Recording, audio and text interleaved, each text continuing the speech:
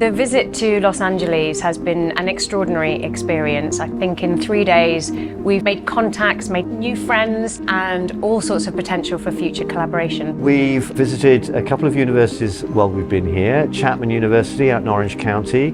With USC, we made connections with the Entertainment Technology Center at their film school. Feels like they're two really good universities doing exciting things here, and we can just see so many different ways to collaborate.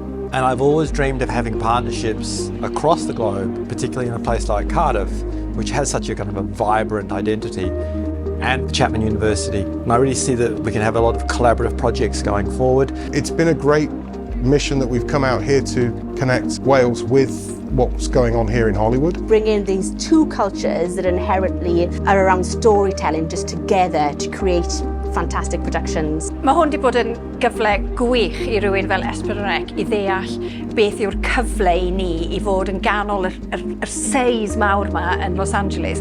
Ond mae gymaint o bethau llwn I weithio a cydweithio gyda nhw. The innovation happening in Cardiff was just mind-blowing. Everything from augmented reality, virtual production, artificial intelligence. Everything's happening in Cardiff and there's lots of opportunities for us to work with companies that are based in Wales.